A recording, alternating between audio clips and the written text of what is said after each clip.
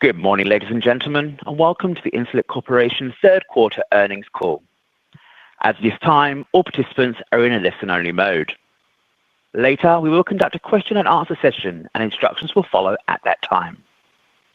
If anyone should require assistance during the conference, please press star, then 0 on your touch-tone telephone.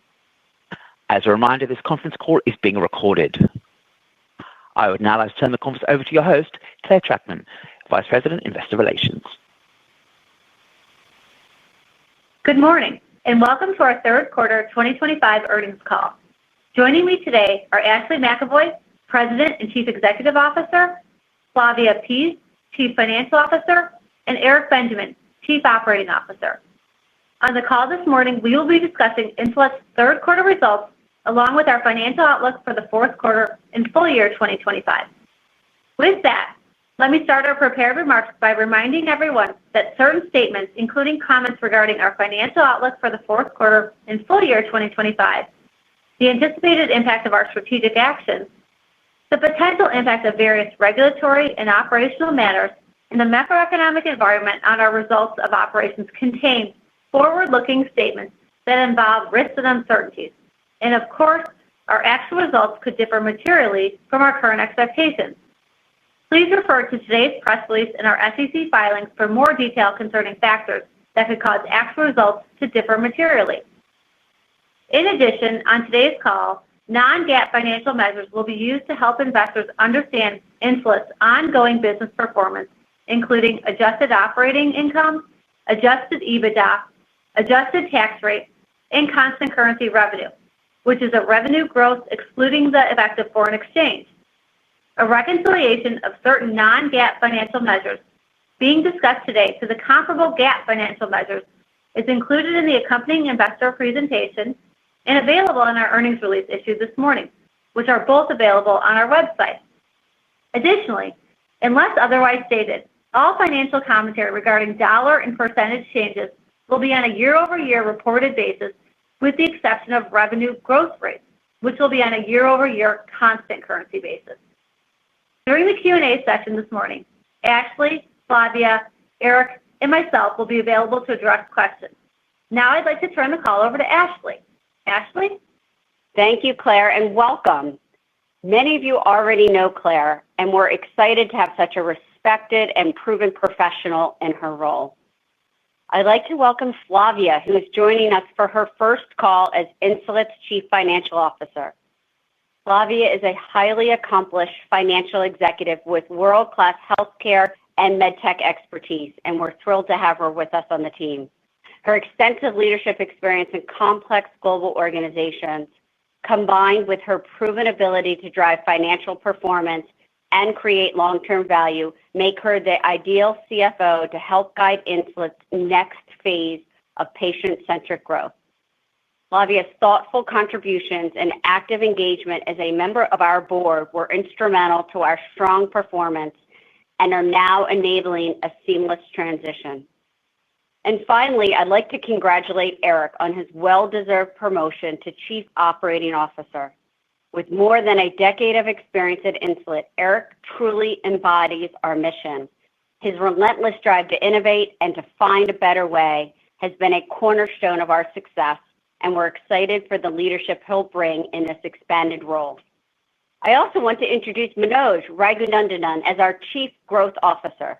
Manoj brings 20 years of consumer health leadership to a newly created role overseeing market development, demand generation, commercial capabilities, and our global brand and customer experience.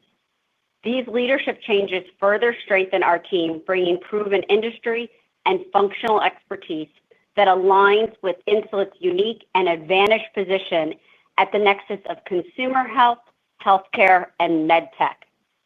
Our vision is a world where diabetes places less burden on daily life until there is a cure. Driven by empathy, powered by ingenuity, and validated by science, our mission is to transform life with diabetes for people everywhere. Now, turning to our results, this was another standout quarter for Insulet, showcasing the durability of our recurring revenue model, which resulted in robust growth and improved profitability. We surpassed $700 million in quarterly revenue for the first time, with 28% year-over-year growth at constant currency rates. This performance reflects continued strong retention and a record number of new Podders across the U.S. and globally, including continued acceleration in Type 2. Operating margins expanded 90 basis points year-over-year to 17.1% as we generated operating leverage while continuing to strategically invest in our innovation roadmap and field expansion. I want to thank the Insulet team for their hard work this quarter and their tireless commitment to delivering for Podders worldwide. We continue to drive progress against our strategic objectives. In the U.S. Type 1 market, we are extending our lead with sequential and year-over-year growth in new customer starts, fueled by ongoing prescriber expansion and the highest number of competitive conversions since late 2023. Our growing prescriber base of more than 27,000 healthcare professionals underscore the strong return on our investments in expanding our sales force, improving our commercial execution, and increasing healthcare professional education and outreach. In U.S. Type 2, we are seeing strong momentum. New customer starts more than doubled year-over-year and grew sequentially. As we saw with Type 1, the power of real-world outcomes to turn skeptical providers and patients into believers is unmatched. In addition to the tremendous NCS growth, there was a large sequential uptake in Type 2 prescribers this quarter. Encouragingly, this was driven both by increased adoption among our existing Type 1 prescriber base and by our DTC efforts to activate new customers and increase the number of new prescribers. I want to highlight that our strong Type 1 foundation, the familiar prescriber base, our pharmacy access, and Part D coverage, along with our brand and community, give us a substantial head start in developing the Type 2 market. Our conviction and our ability to unlock the Type 2 opportunity at scale is growing rapidly. Our international business continues to deliver robust growth, reflecting increasing global demand and successful execution. We're seeing consistent momentum across key geographies as we expand access, deepen customer engagement, and scale our operations worldwide. Revenue grew 40% year-over-year on a constant currency basis, driven by the continued rollout of Omnipod 5.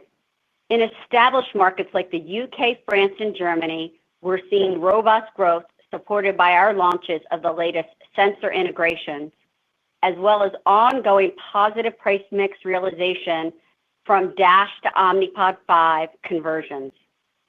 In Germany, for example, our G7 launch has fueled rapid uptake among new and existing customers. We're also benefiting from growing contributions from markets like Canada and Australia, where Omnipod 5 launched earlier this year and is taking share. Eliza and her mom, Melissa, whom I met while visiting our team in Toronto, are among the first Canadians to benefit from Omnipod 5. Just 3 years old, Eliza struggled with overnight glucose control, and Melissa rarely slept through the night. Since starting on Omnipod 5 in April, Eliza has seen her A1C drop from 8.6 to 6.8, and her time in range double. And Melissa and her husband are finally getting a full night's sleep. Eliza now loves to dance, swim, and is fast becoming one of the faces of Omnipod in Canada as local demand grows. With more Omnipod 5 rollouts planned in 2026, our opportunities to grow in our existing international markets and help more people like Eliza and Melissa remain significant.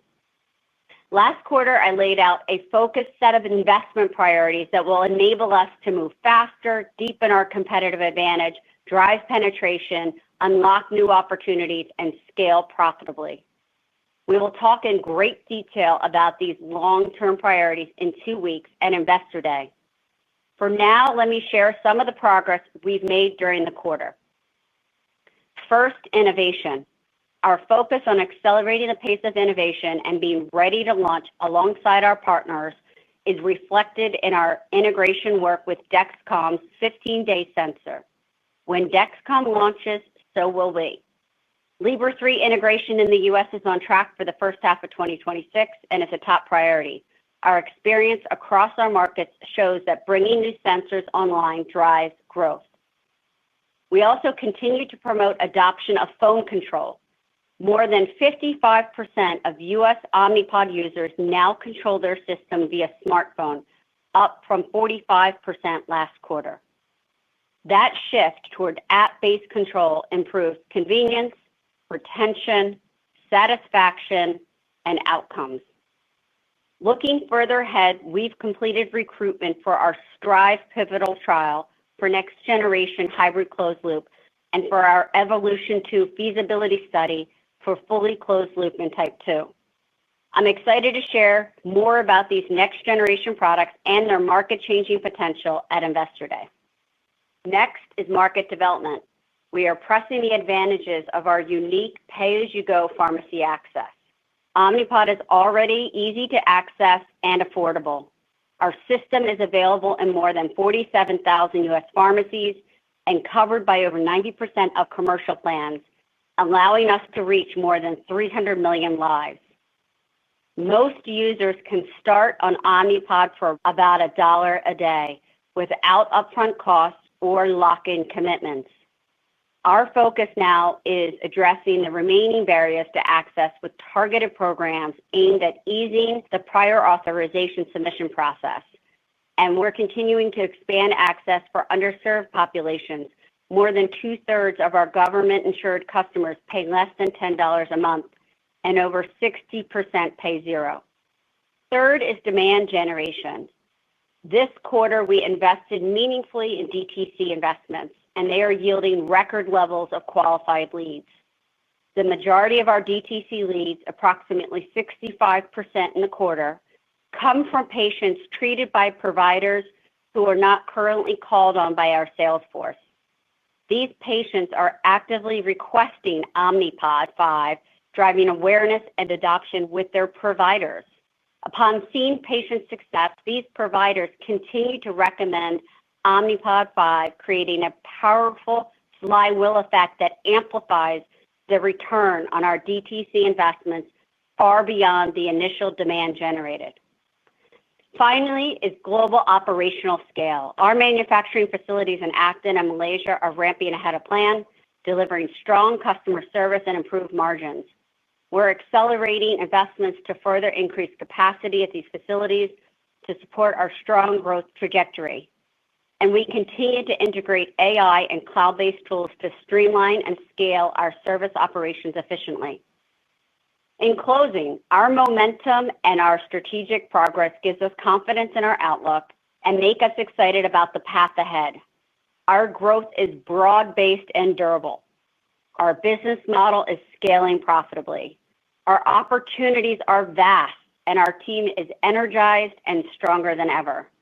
We're eager to share deeper insights into our growth strategy, innovation roadmap, and long-term vision in a couple weeks at Investor Day. I'll now turn the call over to Flavia to discuss our third quarter results and guidance. Thank you, Ashley, and good morning, everyone.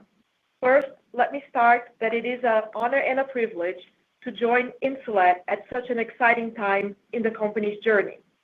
Our commitment to improving the lives of people with diabetes is deeply inspiring, and I look forward to partnering with Ashley and the entire Insulet team to build on our strong foundation and continue to deliver industry-leading financial performance. With that, I'll turn to our third quarter performance and the outlook ahead. The Insulet team delivered a strong third quarter, marked by total revenues of over $700 million, an increase of 28% at constant currency rates and 30% at reported rates. Foreign currency contributed 170 basis points to third quarter reported growth. Notably, during the quarter, total Omnipod grew 29% as compared to the prior year on a constant currency basis. During the quarter, new customer starts grew both on a year-over-year and sequential basis in our U.S. type 1, U.S. Type 2 and international Type 1 markets, and we achieved a record number of total new customer starts in the U.S. and internationally. Similar to previous quarters, over 85% of our U.S. new customer starts came from MDI, while competitive switches also contributed to growth. Additionally, more than 35% of our U.S. new starts were from Type 2. Our estimated global utilization and annualized global retention rate remain stable. Overall, our team continues to deliver robust top-line growth and improved profitability, resulting in increased earnings per share and strong cash flow generation. I will now walk through some additional details of our performance in the quarter. First, turning to our U.S. and international revenue drivers. U.S. Omnipod revenue grew 25.6% above the high end of our guidance range, driven by continued demand for Omnipod 5 across Type 1 and especially among Type 2 customers. As a reminder, U.S. revenue growth this year has been impacted by rebate timing and prior year inventory stocking dynamics. Normalizing for these impacts, U.S. growth in the third quarter was approximately 30 basis points higher, representing an acceleration from normalized second quarter growth levels. In our international Omnipod business, we achieved revenue growth of 46.5% on a reported basis and 39.9% on a constant currency basis, which was also above the high end of our guidance. International revenues crossed $200 million for the first time. Our growth this quarter was fueled by robust demand for Omnipod 5, underscoring its market appeal and the benefit it delivers to patients. Positive price mix realization also contributed to performance as customers shift from Omnipod DASH to Omnipod 5. We continue to see strong growth in the UK, Germany, and France, in addition to other countries where we have launched Omnipod 5. On a reported basis, foreign currency contributed 660 basis points to growth as compared to the prior year. Continuing down the P&L, our third quarter gross margin reached 72.2%, reflecting a 290 basis point expansion year over year. This improvement was fueled by strong top-line growth, supported by higher volumes, manufacturing productivity, and favorable pricing. As we all know, innovation is the lifeblood of any company. We remain relentlessly committed to advancing breakthrough solutions and strategically funding initiatives that empower us to better serve our Podders and unlock meaningful incremental value across our portfolio. During the quarter, R&D expenses increased 41%, up 80 basis points as a percentage of sales compared to the prior year.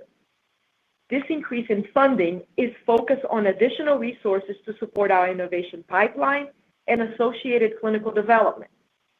In addition, stronger than expected growth in the quarter created an opportunity to accelerate our commercial investments with a particular focus on demand generation. These investments included our direct-to-consumer campaigns, both digitally and in mass media, to enhance brand awareness globally. This resulted in a record number of DTC leads that will help support future growth. In addition, we expanded our commercial and customer experience teams as we continue to enhance penetration and extend our leadership in both Type 1 and Type 2.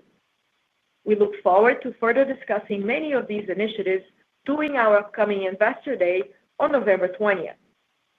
Third quarter adjusted operating margin was 17.1% and adjusted EBITDA margin was 22.7%. Our operating margin this quarter underscores the strength of our top-line performance, which enables us to continue investing in our innovation roadmap and strategically accelerate targeted commercial investments aimed at fueling long-term growth. As Ashley mentioned, we are well positioned to continue investing aggressively for future growth while also delivering meaningful margin expansion. Our third quarter non-GAAP adjusted tax rate was 22.5%. Turning now to cash and liquidity. We ended the quarter with approximately $760 million in cash and the full $500 million available under our credit facility. We continue to strengthen our balance sheet, improve our financial flexibility, and lower our cost of capital. We have now successfully eliminated all convertible debt from our capital structure by extinguishing $800 million of our convertible notes due in 2026 and the capped calls associated with the notes. During the quarter, we repurchased approximately 91,000 shares for $30 million. These purchases are intended to offset dilution from stock-based compensation. Now turning to our outlook for the fourth quarter and full year 2025.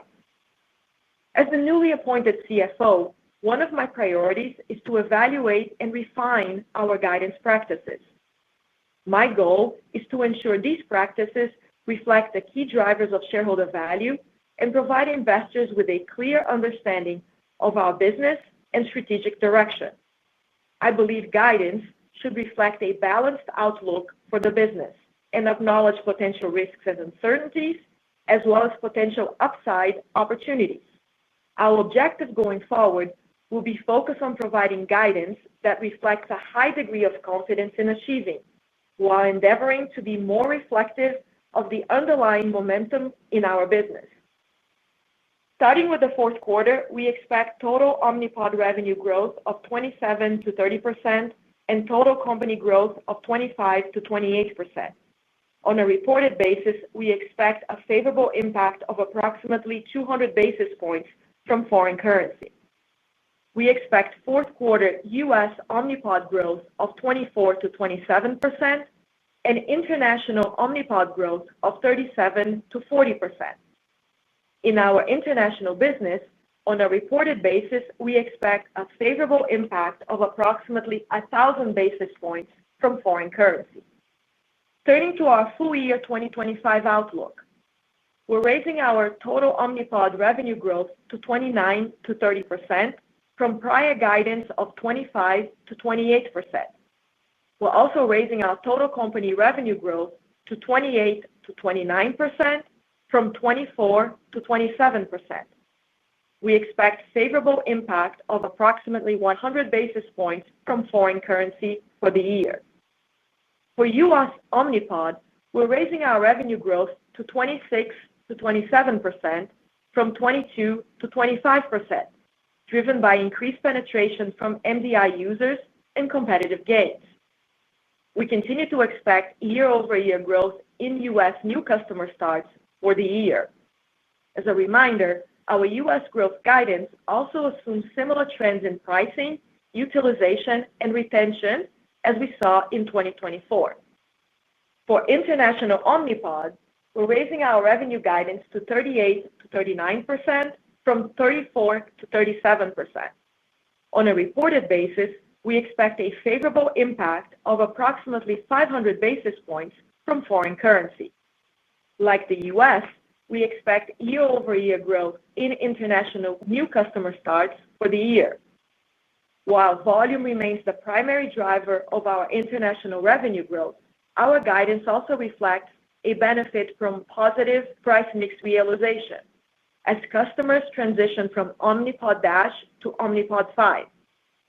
We're also assuming stable utilization and slightly improving retention for 2025 relative to 2024. Turning to 2025 gross margin. Given our strong performance year to date, we now expect full year gross margin of more than 71% as compared to our prior guidance of approximately 71%. We're also narrowing our outlook for operating margin. We now expect operating margin to be between 17.3% and 17.5%, reflecting stronger top-line growth and continued investments in R&D, market development, and demand generation. The updated outlook represents a 240 to 260 basis point improvement over the prior year period. We remain committed to enhancing profitability and will continue to deliver meaningful operating margin expansion year-over-year. At the same time, we're scaling our investments thoughtfully to support our long-term growth ambitions and ensure sustained value creation. Looking at a few items below our operating income, we now expect our 2025 net interest expense to be approximately $20 million higher than 2024 due to the transition from convertible debt to traditional debt, which carries higher coupon rates and the extension of our interest rate swaps. For the year, we now expect our non-GAAP tax rate to be in a range of 22% to 23%. We also expect the 2025 ending balance of our diluted share count to be around 71 million, which is approximately 5% or 3.5 million shares lower than prior year due to the extinguishment of our convertible debt. We remain confident in our ability to deliver strong free cash flow in 2025 compared to 2024, supported by robust growth and continued margin expansion. We anticipate a meaningful increase in capital expenditures during the fourth quarter as we invest strategically to enable long-term growth. As highlighted last quarter, we are actively assessing opportunities to accelerate our manufacturing expansion plans and look forward to sharing further updates at our upcoming Investor Day. Our team remains steadfast in its commitment to driving top-tier growth, expanding margins, and increasing profitability and free cash flow. These efforts are central to our long-term value creation strategy and enable us to reach and serve more people with diabetes around the world. Finally, I want to extend my heartfelt thanks to the entire Insulet team for the warm welcome over the past month. Your dedication to our mission and your unwavering commitment to improving the lives of people with diabetes inspire me every day. I'm excited to be part of this journey with you. With that, operator, please open the call for questions. Thank you. If you have a question at this time, please press the star, then the 1 key on your touch-tone telephone. If your question has been answered or you wish to remove yourself from the queue, please press the pound key. In the interest of time, we ask that you limit yourself to 1 question. You may rejoin the queue if you have any additional questions. As a reminder, the speakers available for Q&A today are Ashley McEvoy, Flavia Pease, and Eric Benjamin. Our first question is from the line of Robbie Marcus from JP Morgan. Your line is open. Oh, good morning, and congrats on a great quarter, and welcome, Flavia. Thanks, Bob. Wanted to ask sort of a higher level question. Another great quarter, good record new patient growth, U.S., outside the U.S., 85% from MDI. I'm getting to double-digit new patient growth in type 1 and type 2 in the U.S. So clearly, Omnipod 5 appears to be winning, both U.S. and outside U.S. And there's a lot more noise in the marketplace. A lot of people are talking about patch pumps. You're about to go from 2 public competitors to 3 public competitors. And it seems like there's just a lot more noise out there, but you're coming above the crowd and delivering the best results. So maybe just walk us through where and how Omnipod 5 is winning. Is it just form factor? Is it the algorithm? Is it the easier onboarding? And really just, what's going on in the field and what gives you the confidence you can continue to deliver great results like this? Thanks a lot. Thanks, Robbie, for the question, and good morning. I would just frame to say it's really broad-based, balanced growth, which really is showing that our strategy is working. It's really a combination of very strong, compelling science, as evidenced by our SECURE-T2D trial, our RADIANT trial, as well as our very compelling real-world evidence. The second is we really do have this beloved brand. Customers love our differentiated form factor, and we're going to continue to stay ahead of the curve in that regard. Third really is around our differentiated access and affordability. And fourth is really, I would say, our supply chain. We've invested over $1 billion over the years to create a highly resilient supply chain that can scale at very competitive cost. We're producing millions of pods. And then I would say the last is just the flexibility of our balance sheet to be able to continue to invest in innovation to continue to stay as a market leader.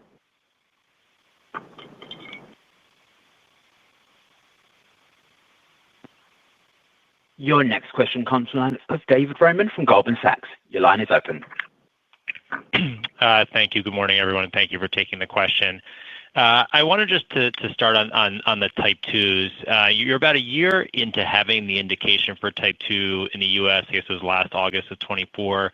Can you talk a little bit more about how the adoption is built over the past year, where we are in kind of that uptake, and how we should think about that segment going forward? And maybe just perhaps related to that, you talked about DTC advertising as one of the big drivers here of SG&A growth in the quarter. Can you just maybe help pull the thread all the way through from that investment to new patient starts to revenue and maybe how that ties to the type 2 adoption as well? Yeah, sure. Thank you, David. It's great to be a year into this. And I would say, let me first start with it's a very large, TAM in the U.S. with type 2. And I think that we're starting from a position of strength, which is really our 25 years of serving people with type 1 diabetes. As you know, that there is a very similar call point there, starting with endos. And what we really saw in Q3 is echoed is the prescribers that are prescribing type 1 for AID are also now prescribing type 2. And not only is it giving birth to accelerated type 2 adoption, it's also helping the prescribing behavior for Omnipod among the type 1 community. We saw in type 2 that the prescriber base went up 26% in the quarter. Year-over-year NCS was up 100%, and quarter-over-quarter was up 26%. And I would say it's really a combination of, one, strong science, as I first spoke about earlier. Two, it's around the leverage that we have invested with this call point on reputation and science. And three, we have activated some meaningful investment in DTC this past quarter, where we saw a very strong amount of leads from people who we do not call on. And we were able to kind of get those new colleagues onto PODD. So I would say all three of those is what's giving us nice momentum 1 year into this launch of type 2 with many years ahead. Thank you. Your next question comes from Joanna Wuensch from Citigroup. Your line is open. Good morning, and thank you for taking the question. I too am going to go for a big picture question. It is rare that we see an entire new team from the CEO to the CFO to investor relations, and just watching a company knock fall out. So I'm really curious what the three of you or two of you or collectively are planning to do differently and to keep this momentum generally. Thanks. Well, listen, thank you, Joanna. I have to first say it's really a nice combination to see some very strong talent elevated, taking over more responsibility in the company. People like Amit Giuliani, who is now our new Chief Technology Officer. People like Eric Benjamin, who spent nearly a decade at Insulet, now assuming the post as Chief Operating Officer. And then obviously welcoming Flavia and some new capability with Manoj. And I would describe it, Joanne, as the following. We have a remarkable technology. We sell on passion. We're going to sell more on science.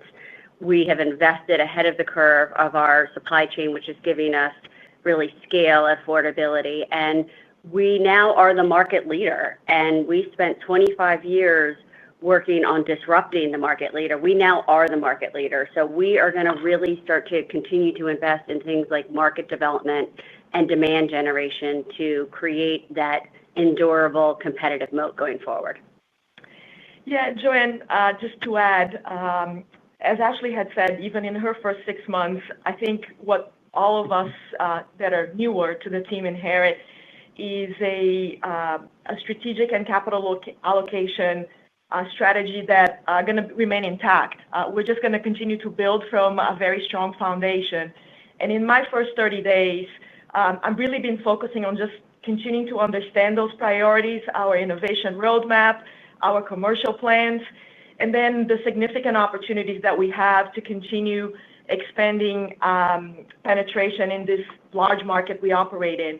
And then going forward, how can I partner with the team to further activate levers that are going to allow us to continue delivering sustainable top-tier growth, expanding our margins, and ensuring that we continue to execute with discipline and precision. So it's a really great time to be joining the Insulet team now in this new capacity and continue to improve the lives of people with diabetes and deliver shareholder value. So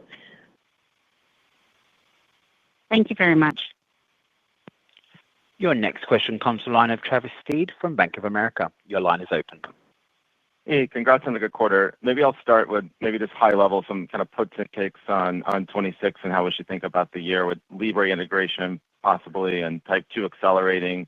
Can you continue to put up record new starts? And I wanted to also touch on the evaluate and refine our guidance practices. If you could elaborate on that. I think you said reflect the balanced outlook for the business and acknowledge potential risks. So just wanted to make sure I could elaborate on how you think about guidance going forward. Thank you, Travis. So I'll start and I'll turn it to Flavia later. I would say clearly we're really pleased with the momentum that we have in the U.S. and OUS, and we see a clear pathway to delivering continued top-tier growth, really backed by these proven leadership in these very large underpenetrated markets. And I think that we're confident in the strong growth and improved profitability when we expect that to continue in 2026. So we're going to provide 26 specific guidelines on our Q4 call, consistent with historical practice. But I'll turn it over to Flavia to speak a little bit about your philosophy on guidance. Yeah, thanks, Ashley, and good morning, Travis. So obviously we set guidance with the intent to deliver, and that is clearly not changing.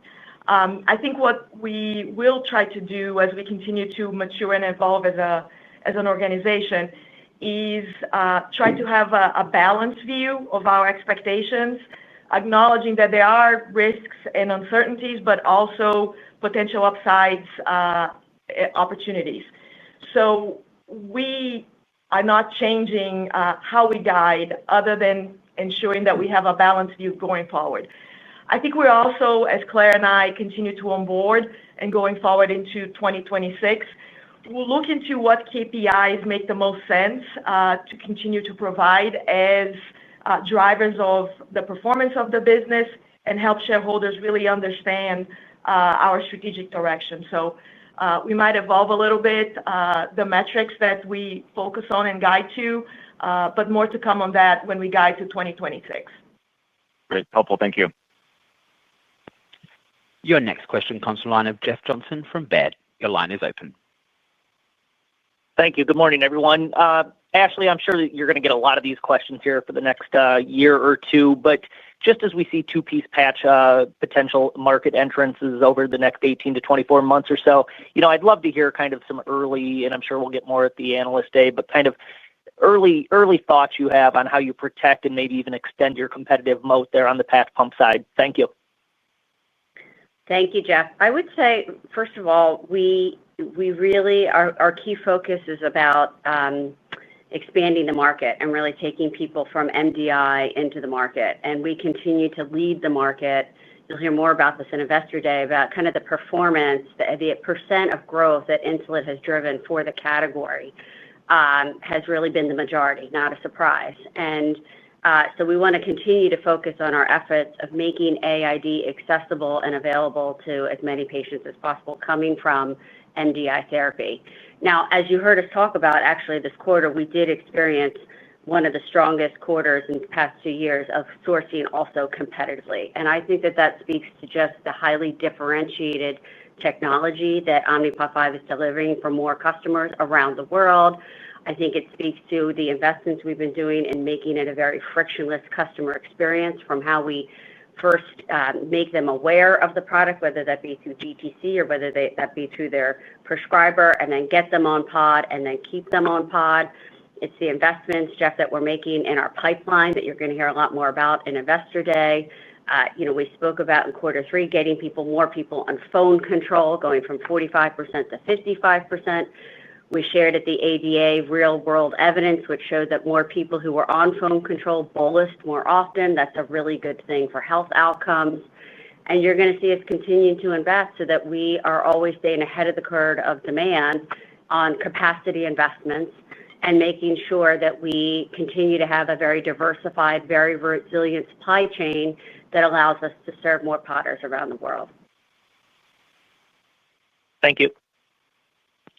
Your next question comes to the line of Michael Polark from Wolfe Research. Your line is open. Good morning. I have a question on the outside the United States performance. Obviously, remarkably good now for 2 years running, and it seems that the stage is set for this to continue into 2026. I want to make sure models this year are kind of properly based as we go into next. Is there anything on the volume side as you roll out O5 and convert from Dash? I hear the price and mix stuff, but on volume, kind of first fill dynamics, distributor stocking, these were positive influences called out as O5 rolled out in the U.S. I haven't heard anything about this OUS. Anything for us to keep in mind as we move into the next couple of years internationally? Thank you. Yeah, let me just start, Mark, and I'll turn to Flavia. I would say we have very robust, durable growth in OUS performance. And what we're seeing are the conversion, I would say the upgrades of turning some of our Dash markets into Omnipod 5 markets. And we are benefiting some price neutralization, but also very accelerated volume uptick. And that's what's really enabling this business and internationally to post performance to like 40% and to have some of our NCSs looking at 68% growth. I'll turn it over to Flavia. Yeah, Michael, so to your specific question, there is no material or immaterial, for that matter, impact of distributor stocking in the quarter or over the last several quarters. To Ashley's point, the growth internationally really has been primarily driven by volume. There is a bit of price mix realization, as she pointed out, as we continue to upgrade from Dash to Omnipod 5. And we are also not, we still have headroom to go on that conversion. But again, the primary driver is volume, and there's no noise on stocking. Thank you. Your next question comes to the line of Larry Biegelsen from Wells Fargo. Your line is open. Hi, good morning. This is Simran on for Larry. Thanks for taking the questions here, Ashley and Flavia. I guess I just wanted to focus a little bit more on U.S. Omnipod. Obviously, a really strong quarter, and it looks like, you raised your guidance by more than double the beat. What exactly is driving the upside to U.S. expectations from kind of how you were guiding previously? And I guess, should we kind of continue to think about U.S. new starts on, a quarterly basis being, record new starts here moving forward? And just a little bit more about, how should we think about sort of sustainability of some of those underlying trends that you're seeing in the U.S. business going forward? Yeah, thank you for the question. Again, I'm going to say it's really a combination of both. Our core business, which has been type 1 in the U.S., which despite being in this business for 25 years, the penetration is still 40%. We still have a lot of upside, and we still have a lot of clinical inertia that behavior of clinical prescribing behavior is not matching the ADI standard of care guidelines, which is to recommend AID therapy at the point of diagnosis. So we are going to continue to educate in that regard, and we have been doing that specifically in Q3, and we're seeing uptick of increased prescribing behavior. In addition to that, it's type 2. We've been at this for a year, unbelievably low penetration rates, less than mid-single digit, and with a lot of upside. And we are taking the science to the street, is what I call, which is really about educating predominantly endocrinologists first, as well as high prescribing PCPs, on the science and the state of science and adoption of care, and really arming our field to go educate in that regard, doing a lot of peer-to-peer education of AID evangelists, if you will, and making sure that they can help with adoption in the type 2 community. And then you also heard us talk about activating directly with consumers to make them aware that if they are someone with type 2 diabetes, they should be seeking out a prescriber and asking them about Omnipod. And that has resulted in very meaningful leads in Q3. So it's very balanced on continuing to get strong performance from our core, as well as getting really accelerated momentum with our new indication and our new customer base of people with type 2.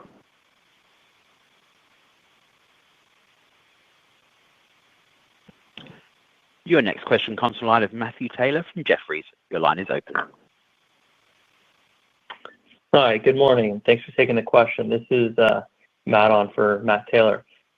I just wanted to ask maybe one specific question on kind of contracting in the pharmacy channel. So as you see kind of more competition come in there, would you characterize any differences in your contracting dynamics, such as anything on price or tenor? Thanks. Matt, thank you for the question. The short answer to that is no. I would say that we've been at this for almost 8-9 years of really kind of leading the pay-as-you-go business model in the pharmacy, not only where people can pick up their insulin, but 47,000 pharmacies, but equally with payers around taking the very strong health economic story and clinical outcome story to payers that has really enabled us to procure 300 million lives out of 317 million available lives, and the majority of those at a preferred status. And so for the majority, it translates to about $1 a day. And we're also working with a lot of our patients who have the government as some of their payers to make sure that they have good affordability and access. So I would say right now we're really focusing our efforts on the very few minority where they are getting stuck, if you will, on prior authorities to really streamline that approval process. We've seen a meaningful uptick in our ability to, in essence, get that need from 75% getting prior authors through with a 90% completion rate. Again, that's the minority because the majority we have preferred status, and you do not need a prior auth. That's helpful. Thank you very much. Your next question comes from the line of Richard Newitter from Truist Securities. Your line is open. Hi, this is Felipe on for Rich. Just on converting type 2 patients, could you just talk about how maybe the customer acquisition cost compares to that of type 1, and just maybe how your scale could give you an advantage over the long term in converting that patient population, considering how early we are in adoption stages? Thanks for taking the question. Yeah, thank you. And I would just say that's a great question. We're always looking at, we're not going to share this with you all the time, but we do look at the cost to acquire and the cost to serve and the lifetime value, of our customer base. And the person who's leading all that work is Eric Benjamin. So Eric, why don't you talk about that? Thanks for the question. Just a little bit of color. As Ashley described earlier, we have the advantage of having a common call point that we've been in for 25 years as we've built the type 1 business. And those are folks who are already prescribing AID for type 1 who are familiar with technology. And so it's a really strong commercial synergy to be able to bring the secure T2D data to that call point and help turn that existing call point, already comfortable with technology, into advocates and believers in AID for type 2. And that's been a big part of our initial launch strategy, is activating our current call point, which has high commercial synergies and is really efficient. We still have opportunity there. So we've had nice success activating that call point. We have more to go. So, Richard, there's a good tailwind there that we're building on. In addition, we're activating new prescribers, and obviously we watch those efficiency metrics closely. In the early days, as we're getting folks start up, that is a higher cost. We have to take some time to educate new providers on the benefits of Omnipod and how technology works. We've gotten good at it, and folks know that Omnipod is easy to write, and we see high interest from new writers when our team enters new accounts to get them ramped. So as we're expanding the call point, we're doing that effectively and efficiently with a close eye on overall customer acquisition cost.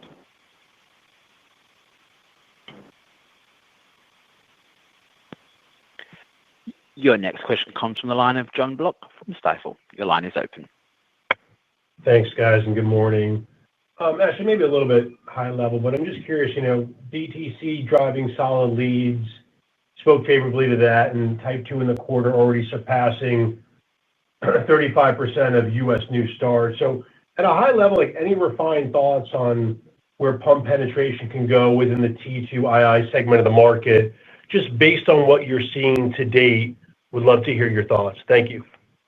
No, thank you, John. And we hope you're coming to our Investor Day on November 20th in Acton, because we have been long awaiting kind of share our story, if you will, of what we think our growth algorithm is and what our pipeline looks like, and showcase our talent and really our steely-eyed determination to go serve more Podders. I would say, a couple things around type 2. I mean, it is a very large underpenetrated market in the U.S. It is globally as well. Right now, we're indicated for the U.S. And as Eric mentioned, I think our approach is differentiated versus maybe what some other offerings may be happening in the marketplace. And that really is around first starting with the equity that we've made with the call base over the past 25 years with type 1 diabetes. And there's beautiful synergistic value that we've earned over 25 years. And we're going to parlay that for the people with the type 2 community. Interestingly enough, endos write more scripts for people with type 2 diabetes than they are for their type 1 for AID therapy in the U.S. of what we're experiencing. And so I think we're going to couple that with continuing to invest in the science and continuing to invest in innovation and making it a frictionless experience, and then continue to invest in the supply chain. And last is kind of activating, using the power of brand to make AID therapy seem less scary, if you will, of activating our DTC efforts, which really activates consumers to go ask for Omnipod specifically. Thank you. Appreciate it. Your next question comes from the line of Danielle Antalffy from UBS. Your line is open.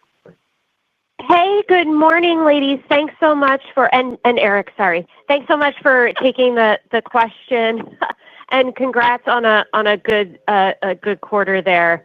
And sorry about that, Eric. It's not often you get to say good morning, ladies, as a group, so I couldn't resist. But just a question following up on the type 2 versus type 1, but more around endos and versus primary care. And Eric, I was just curious if maybe you could talk a little bit about the difference in the go-to-market strategy, number one, between the two, and then number two, though, maybe more relevant, how you guys think you are positioned right now within primary care. How much runway is there still to go to get some of these doctors online and prescribing? Thanks so much.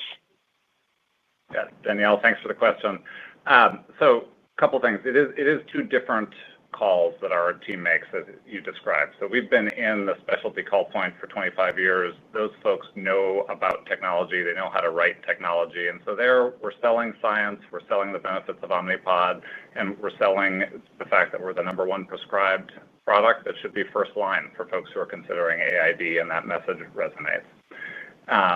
As we go beyond, so we expanded the sales force very effectively earlier this year to call on another decile of primary care providers this year, and that was effective. And as we make those calls and expand the call point, it's an activation. So it's a nurture call where we're introducing technology often to offices that haven't prescribed AID before.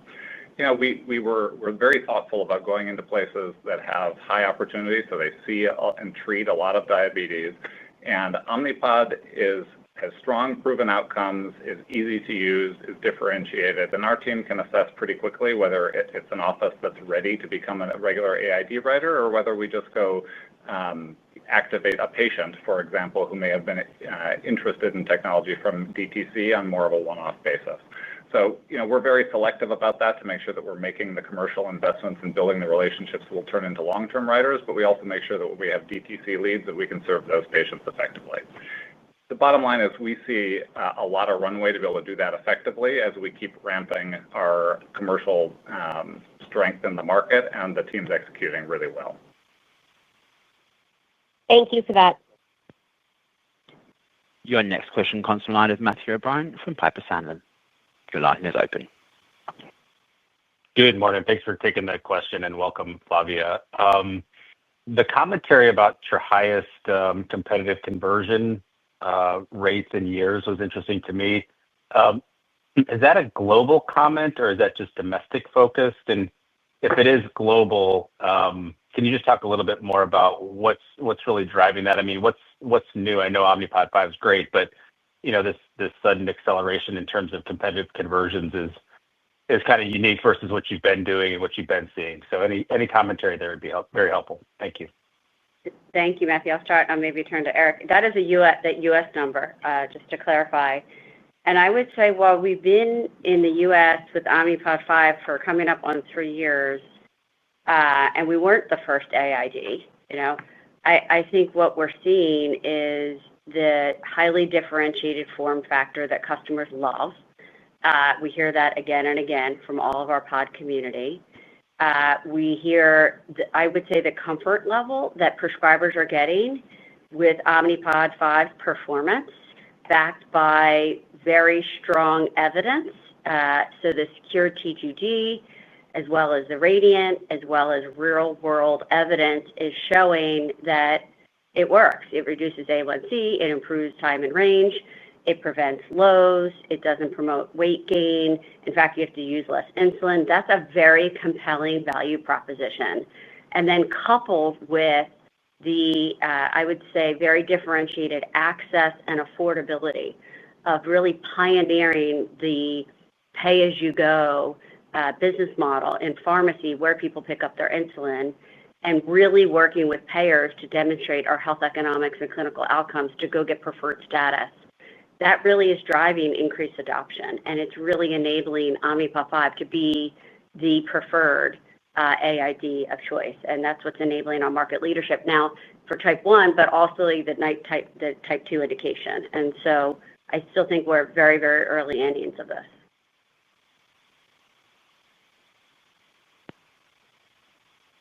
Your next question comes from the line of Bill Plovanic of Canaccord. Your line is open. Great. Thanks. Good morning, and thanks for taking my question. I wanted to go back to the DTC marketing you outlined, Ashley, and I think I heard a discussion on both, the digital and the mass media, and then also I'm kind of curious, there was some commentary regarding the prescribers and the patients. So I wanted you to kind of, if I heard that right, and if any color there would be appreciated. Thank you. Thanks, Bill. I'm going to turn it to Eric to talk about DTC. Hey, Bill, it's Eric. So, Bill, when we do demand generation, 3 things happen that all work together. The first is, we've built a proven demand generation engine where we can produce leads, so interested, qualified customers who are interested in Omnipod. That's effective.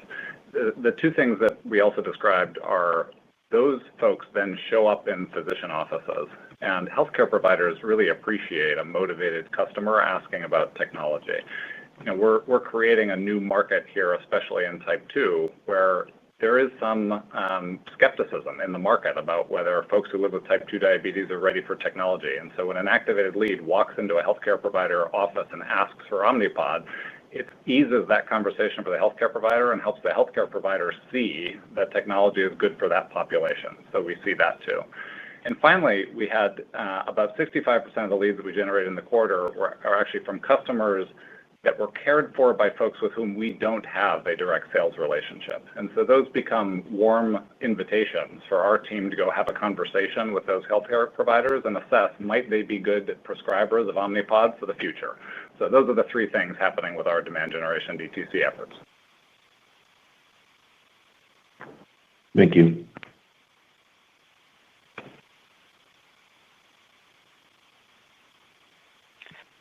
This concludes our Q&A section. I would like to turn the conference back to Ashley McEvoy. Thank you for joining, and I just wanted to also just thank the Insulet team. It's been a very strong quarter, and I'm very proud of how they continue to serve many more podders around the world, and thank you for joining. Ladies and gentlemen, this concludes today's conference. Thank you for your participation, and have a wonderful day. You may all disconnect.